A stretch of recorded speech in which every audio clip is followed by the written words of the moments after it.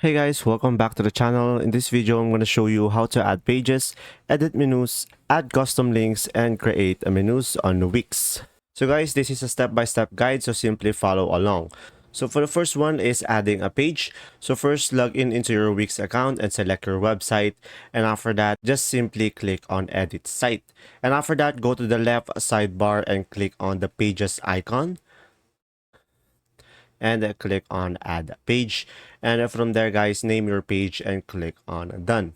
And then now for the editing menus, just simply click on your site menu in the editor, and after that click manage menu, and from there just drag and drop pages to reorder them.